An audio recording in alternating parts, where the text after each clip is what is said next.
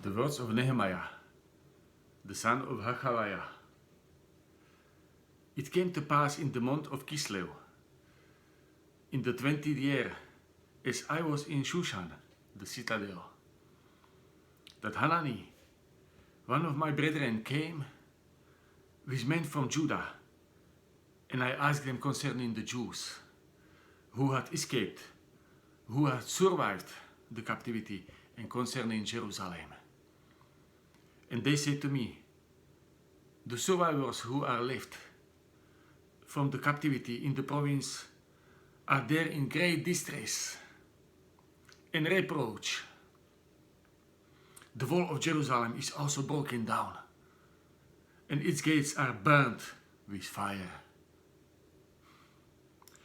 So it was when I heard these words that I sat down and wept and mourned for many days. I was fasting and praying before the God of heaven. And I said, I pray, Lord, God of heaven, O great and awesome God, you who keep your covenant, and mercy with those who love you and observe your commandments. Please let your ear be attentive and your eyes open, that you may hear the prayer of your servant, which I pray before you now, day and night, for the children of Israel, your servants, and confess the sins of the children of Israel, which we have sinned against you, both my father's house and I have sinned. We have acted very corruptly against you, and have not kept the commandments, the statutes, nor the ordinances which you commanded your servant Moses. Remember, I pray, the word that you commanded your servant Moses, saying, if you are unfaithful, I will scatter you among the nations. But if you return to me and keep my commandments and do them, though some of you were cast out to the farthest parts of heaven, yet I will gather them from there and bring them to the place which I have chosen as a dwelling for my name. Now these are your servants and your people, whom you have redeemed by your great power and by your strong hand. O Lord, I pray, please let your ear be attentive to the prayer of your servant and to the prayer of your servants who desire to fear your name. And let your servant prosper this day, I pray, and grant him mercy in the sight of this man. For I was the king, cupbearer. And it came to pass in the month of Nisan, in the 20th year of King Artaxerxes, when wine was before him, that I took the wine and gave it to the king. Now I had never been sat in his presence before. Therefore the king said to me, why is your face sad, since you are not sick? This is nothing but sorrow of heart. So I became dreadfully afraid, and I said to the king, may the king live forever. Why should my face not be sad when the city, the place of my father's tombs, lies waste and its gates are burned with fire? Then the king said to me, what do you request? So I prayed to the God of heaven, and I said to the king, if it pleases the king, and if your servant has found favor in your sight, I ask that you send me to Judah, to the city of my father's tombs, that I may rebuild it. Then the king said to me, the queen also sitting beside him, how long will your journey be? And when will you return? So it pleased the king to send me, and I set him a time. Furthermore, I said to the king, if it pleases the king, let letters be given to me for governors of the region beyond the river, that they must permit me to pass though till I come to Judah. And a letter to Asaph, the keeper of the king's forest, that he must give me timber to make beams for the gates of the citadel, which pertains to the temple, for the city wall, and for the house that I will occupy. And the king granted them to me, according to the good hand of my God upon me. Then I went to the governors in the region beyond the river and gave them the king's letters. Now the king has sent captains of the army and horsemen with me. When Sanballat the Horonite and Tobiah the Ammonite official heard of it, they were deeply disturbed that a man had come to seek the well-being of the children of Israel. So I came to Jerusalem and was there 3 days. Then I arose in the night, I and a few men with me. I told no one what my God had put in my heart to do at Jerusalem. Nor was there any animal with me, except the one on which I rode. And I went out by night through the valley gate to the serpent well and the refuse gate, and viewed the walls of Jerusalem which were broken down, and its gates which were burnt with fire. Then I went on to the fountain gate and to the king's pool, but there was no room for the animal under me to pass. So I went up in the night by the valley and viewed the wall. Then I turned back and entered by the valley gate, and so returned. And the officials did not know where I had gone or what I had done. I had not yet told the Jews, the priests, the nobles, the officials, or the others who did the work. Then I said to them, you see the distress that we are in, how Jerusalem lies waste, and its gates are burned with fire. Come and let us build the wall of Jerusalem, that we may no longer be a reproach.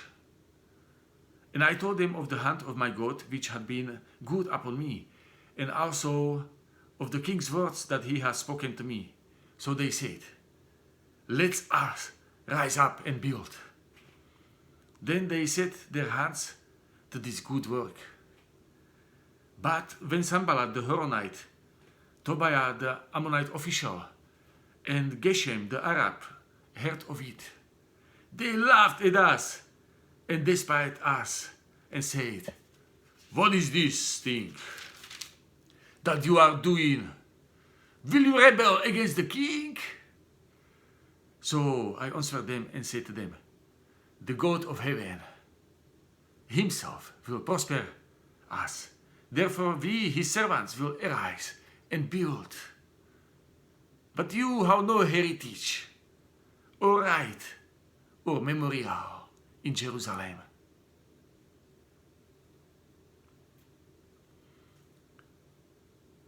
Then Eliashib, the high priest, rose up with his brethren, the priests, and built the sheep gate. They consecrated it and hung its doors. They built as far as the Tower of the 100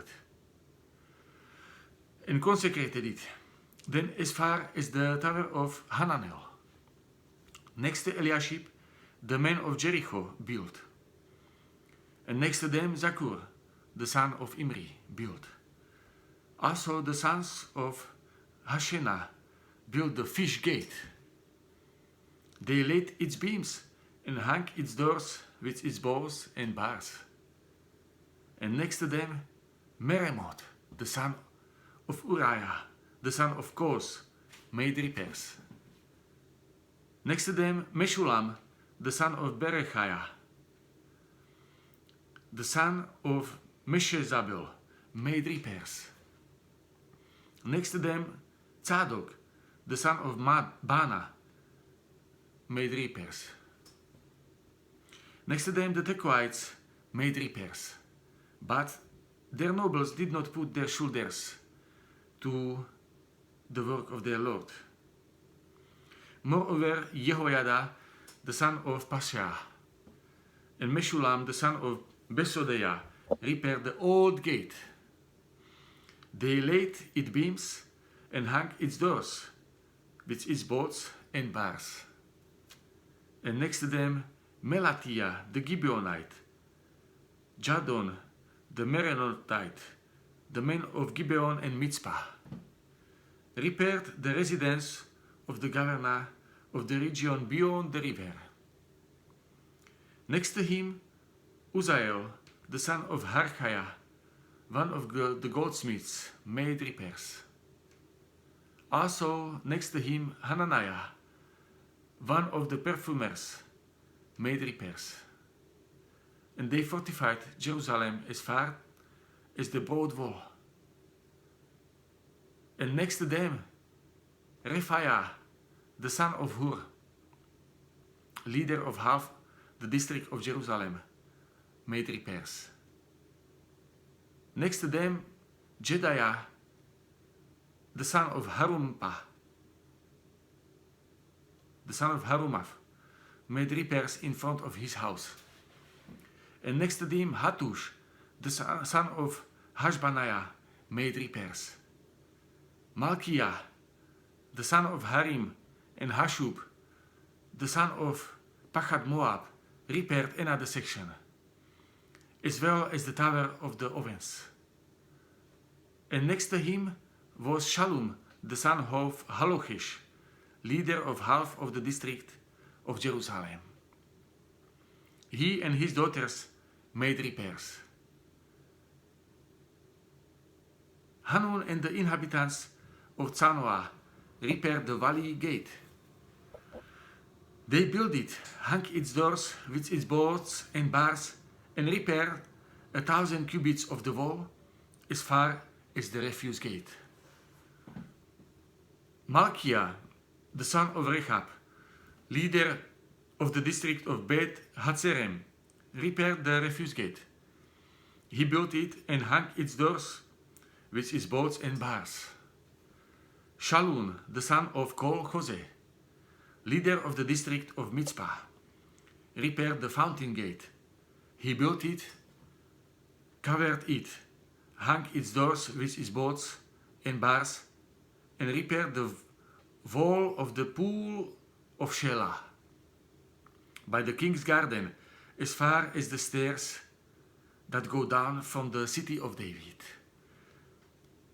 After him, Nehemiah, the son of Azbuk, leader of half of the district of Beit Sur, made repairs as far as the place in front of the tombs of David, to the man-made pool, and as far as the house of the mighty.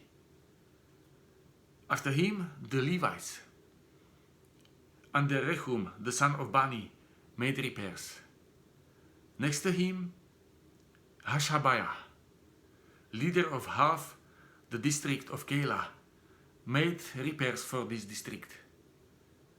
After him, their brethren, and the Bavai, the son of Henadad, leader of the other half of the district of Keilah, made repairs. And next to him, Etzer, the son of Yeshua, the leader of Mitzpah, repaired another section in front of the ascent to the armory at the buttress. After him, Baruch, the son of Zabbai, carefully repaired the other section, from the buttress to the door of the house of Eliashib, the high priest. After him Meremoth, the son of Uriah, the son of Kos, repaired another section. From the door of the house of Eliashib to the end of the house of Eliashib. And after him the priest, the men of the plain, made repairs. After him Benjamin and Hashub made repairs opposite their house. After them Azariah, the son of Mazaiah, the son of Ananiah, made repairs by his house. After him Binui, the son of Henadad, repaired another section from the house of Azariah to the buttress, even as far as the corner. Palal, the son of Uzai, made repairs opposite the buttress, and on the tower which projects from the king's upper house, that was by the court of prison. After him Pedaiah, the son of Parosh, made repairs. Moreover, the Nethinim who dwelt in Ophel made repairs as far as the place in front of the water gate, toward the east, and on the projecting tower. After them, the Tekoites repaired another section, next to the great projecting tower, and as far as the wall of Ophel. Beyond the horse gate, the priest made repairs, each in front of his own house. After them Tzadok, the son of Immer, made repairs in front of his own house. After him Shemaiah, the son of Shechaniah, the keeper of the east gate, made repairs. After him Hananiah, the son of Shelemiah, and Hanun, the son of Zalaph, repaired another section. After him Meshulam, the son of Berechiah, made repairs in front of his dwelling. After him Malchiah, one of the goldsmiths, made repairs as far as the house of the Nethinim and of the merchants, in front of the Mikad gate, and as far as the upper room at the corner, and between the upper room at the corner, as far as the sheep gate, the goldsmiths and the merchants made repairs.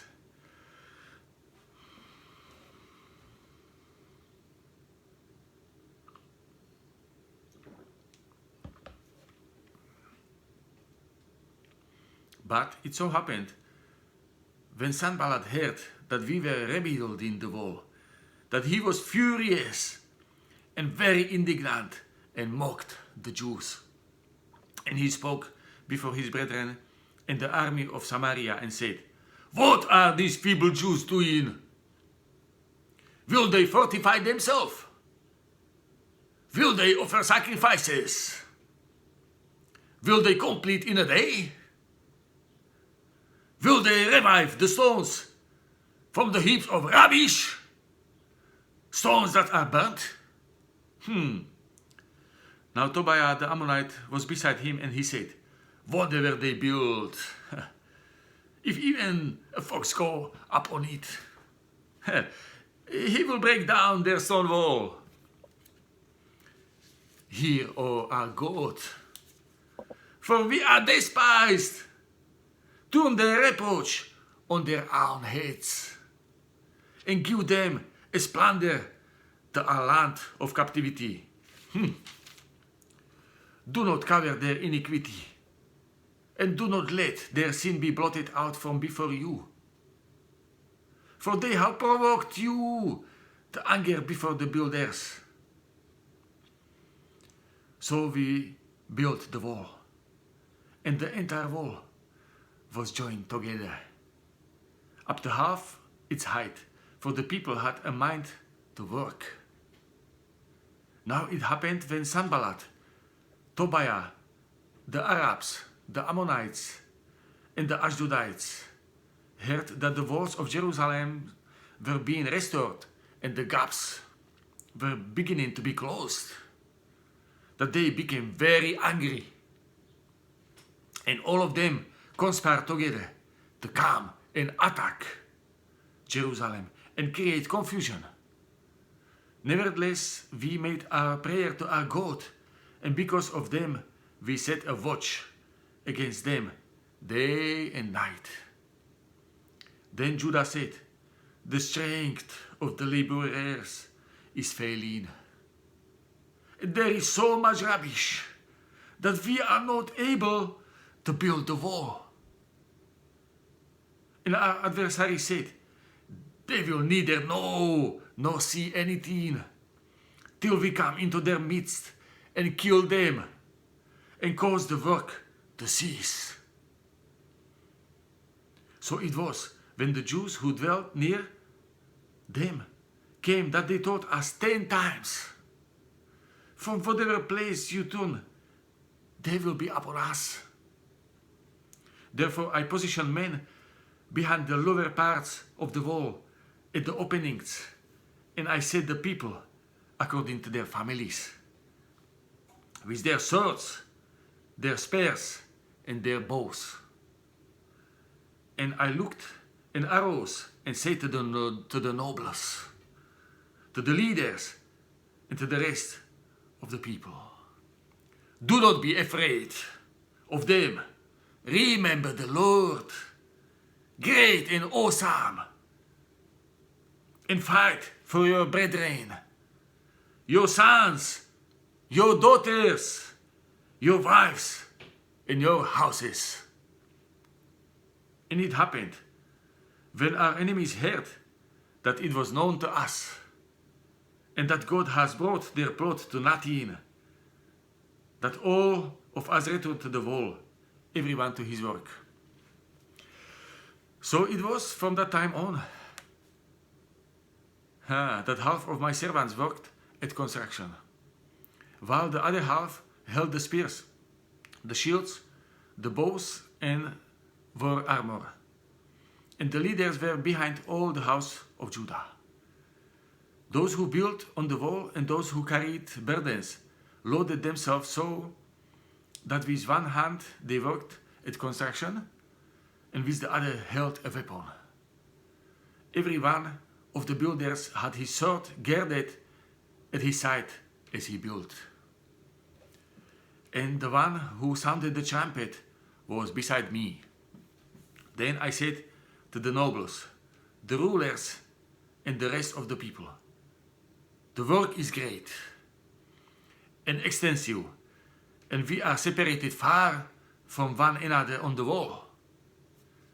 Wherever you hear the sound of trumpet, rally to us there.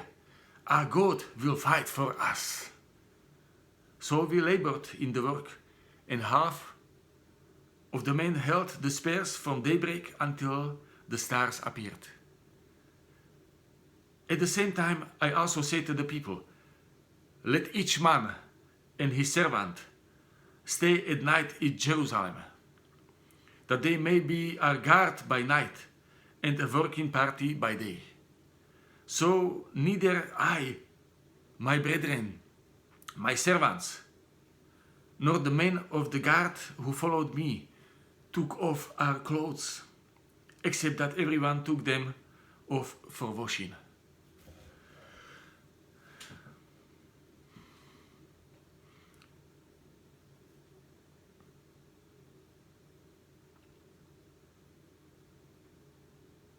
And there was a great outcry of the people and their wives against their Jewish brethren. For there were those who said, we, our sons, and our daughters are many. Therefore let us get grain that we may eat and live. There were also some who said, we have mortgaged our lands and vineyards and houses, that we may buy grain because of the famine. There were also those who said, we have borrowed money for the king's tax on our lands and vineyards.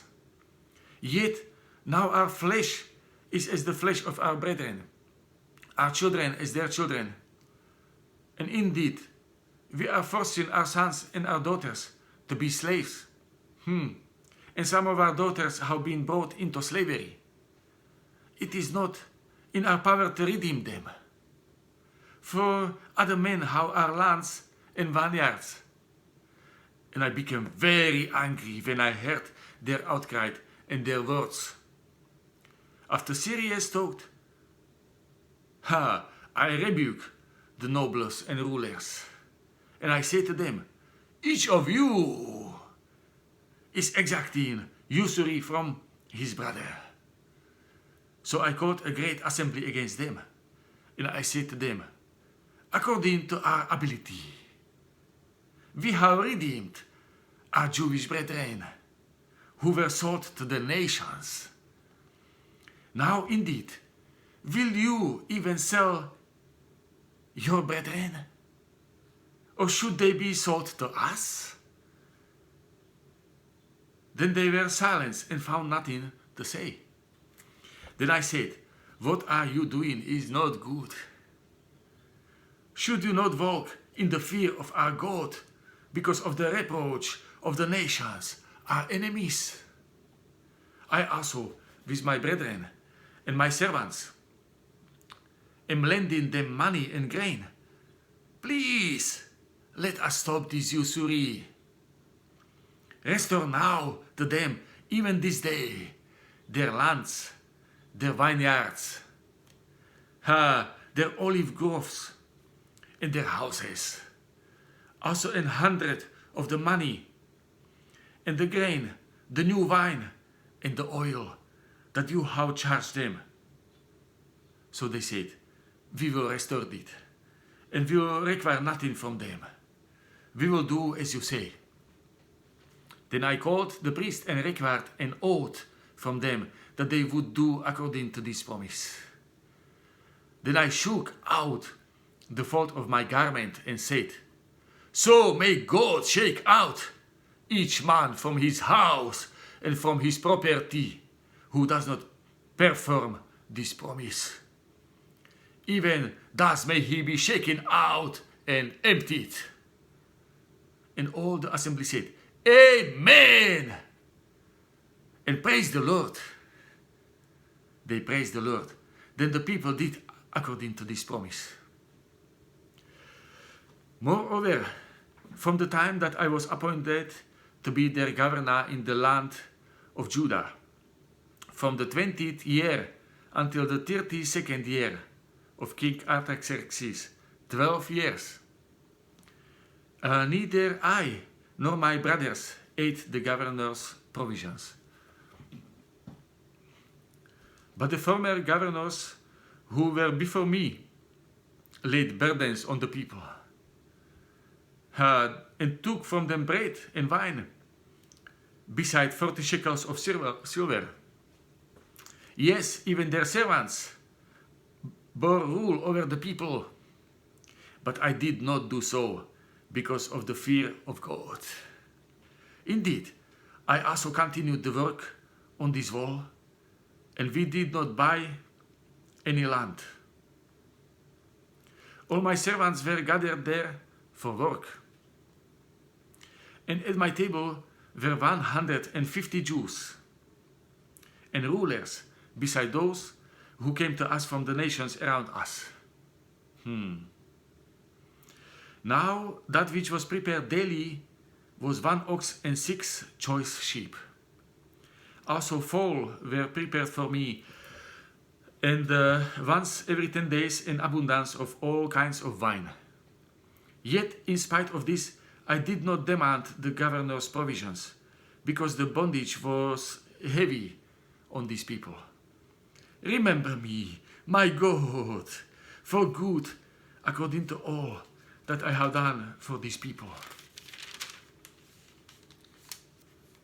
Now it happened when Sanballat, Tobiah, Geshem the Arab, and the rest of our enemies heard that I have rebuilt the wall and that there were no breaks left in it, though at that time I had not hung the doors in the gates. That Sanballat and Geshem said to me, saying, Come, let us meet together among the villages in the plain of Ono. But they talked to do me harm. So I sent messengers to them, saying, I am doing a great work, so that I cannot come down. Why should the work cease, while I leave it and go down to you? But they sent me this message 4 times, and I answered them in the same manner. Then Sanballat sent his servants to me as before, the 5th time, with an open letter in his hand. In it was written, It is reported among the nations, and Geshem also says, that you and the Jews plan to rebel. Therefore, according to these rumors, you are rebuilding the wall, that you may be their king. And you have also appointed prophets to proclaim concerning you at Jerusalem, saying, There is a king in Judah. Now these matters will be reported to the king. So come therefore and let us consult together. Then I said to him, saying, No such thing as you say are being done, but you invent them in your own heart. For they all were trying to make us afraid, saying, Their hands will be weakened in the work, and it will not be done. Now therefore, O God, strengthen my hands.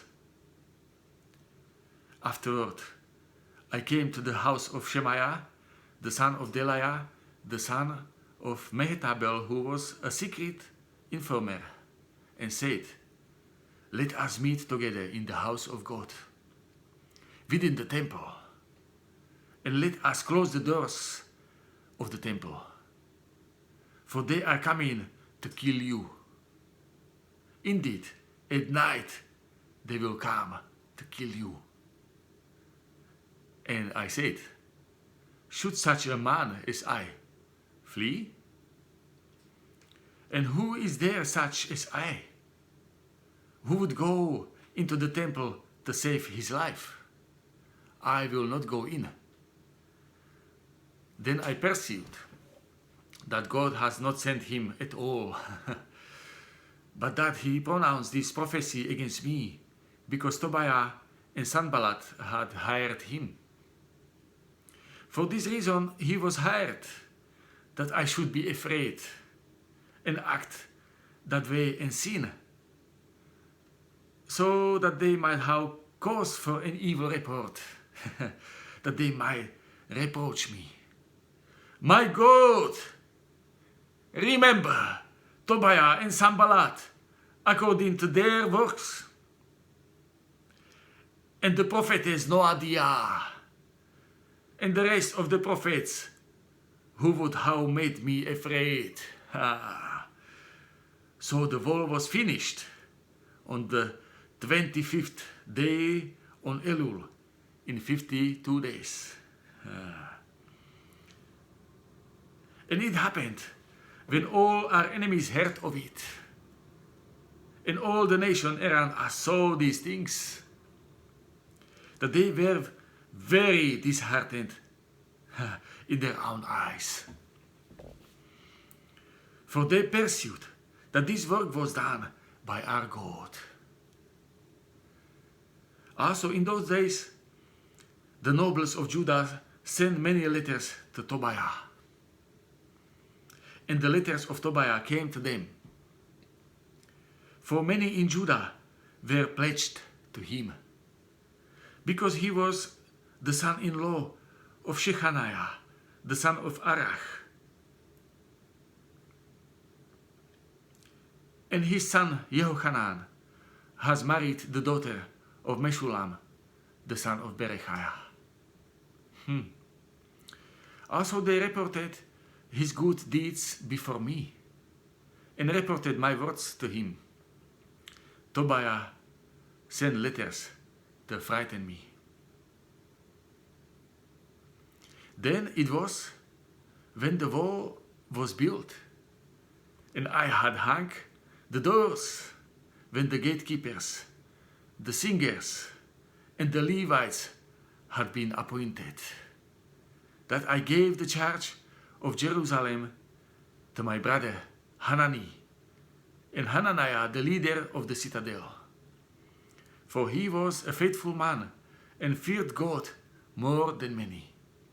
And I said to them, do not let the gates of Jerusalem be opened until the sun is hot, and while they stand guard, let them shut and bar the doors, and appoint guards from among the inhabitants of Jerusalem, one at his watch station and another in front of his own house.